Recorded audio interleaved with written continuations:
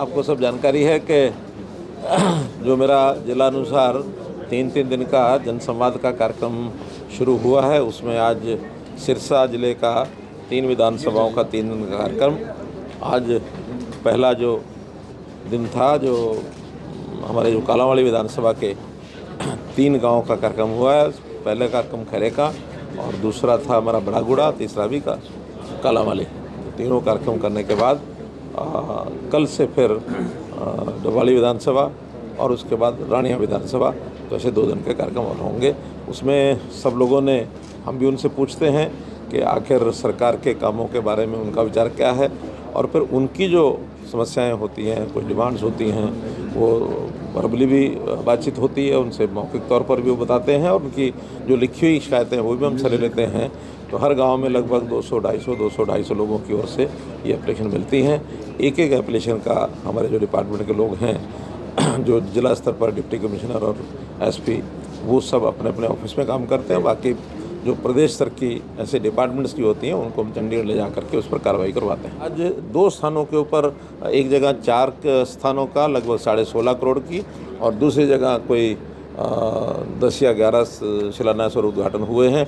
उन सब का राशि 47 करोड़, तो 47 और 16 इस प्रकार से 63 करोड़ रुपए का दोनों स्थानों के ऊपर किए हैं। लेकिन ये कल और परसों हर स्थान पर रहेंगे। ऐसे 46 प्रोजेक्ट हैं जिनका शिलान्यास या उद्घाटन होना है, और ये 200 करोड़ के आसपास ही पहुंचेगा।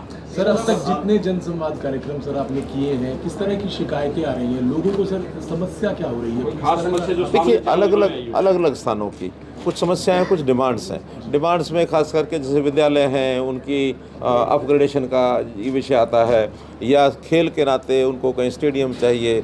कहीं कहीं नशे को लेकर के भी जो समस्या आई है कि नशा बहुत बढ़ रहा है, तो उसके लिए कोई रोकथाम की जाए। पानी को लेकर के, घग्गर का पानी है, उसको लेकर के खास विषय आया। पीने के पानी की जो सप्लाई है, नहरी पानी खास करके, उसके वाटर वर्क्स वगैरह, तो ऐसी रूटीन की जो समस्या है वो ज़्यादा हैं।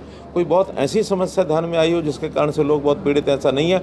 बल्कि लोग उसकी बजाय जो सरकार की सेवाएं हैं उनसे संतुष्ट ज़्यादा नज़र आए। जैसे खास करके नौकरियों में हैं, फिर आयुष्मान का बहुत बड़ी संतुष्टि लोगों को है। तो इस प्रकार से इन बातों का भी बहुत बड़ा लाभ हुआ है। राशन कार्ड बनाने में जो बहुत लोगों के राशन कार्ड, बहुत लोगों के जो पेंशन जो है वो ऑटोमेटिकली बनने लगी है, उसका भी लाभ लोगों का हुआ है।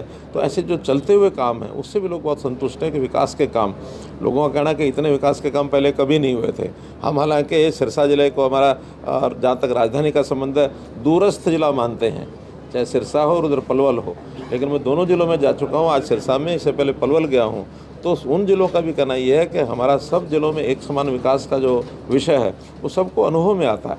मेरे लिए कोई गांव यानी दूर है या निकट है, अपना है या पराया, ऐसा नहीं है। सब एक जैसे मेरे लिए हैं। तो ऐसे 6,500 गाँव के अंदर समान विकास।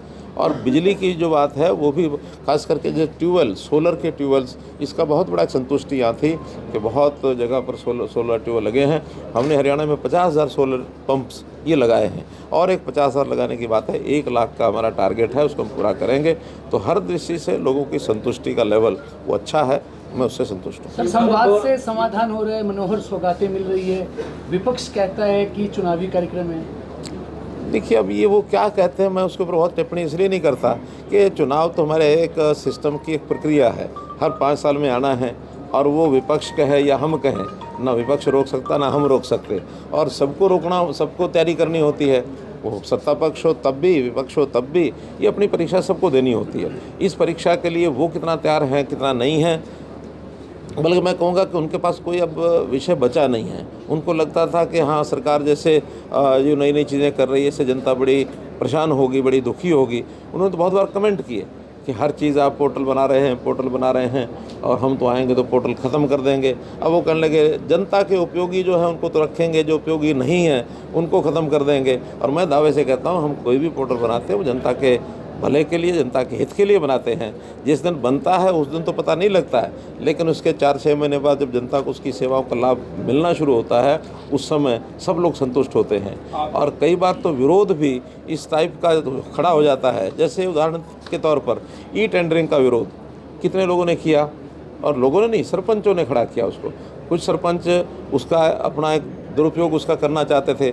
आज भरी जनता में लोग कहते हैं ये आपने बहुत अच्छा काम किया, इससे भ्रष्टाचार रुकेगा। और अब कोई सरपंच भी ऐसा नहीं है जो इस प्रकार के विषय को उठाता हो कि ई टेंडरिंग गलत है। ई टेंडरिंग को सब ठीक मानते हैं। एक समय था ई टेंडरिंग का शोर मचा हुआ था।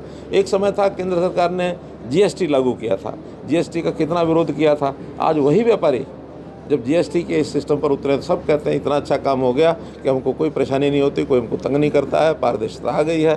तो सब चीज़ें एक समय के बाद पता लगती हैं और नहीं। सर कर्नाटक में खूब मेहनत की गई। क्या हाँ जी, केंद्र और राज्य की परीक्षा इकट्ठी करवाओगे क्या? देखिए ये हमारे हाथ में नहीं है।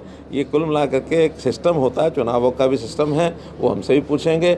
हमें आपत्ति नहीं है, अगर इकट्ठे होते तो हम तैयार हैं। फिर भी चुनाव आयोग का अधिकार क्षेत्र है, वो क्या करते हैं उनका काम।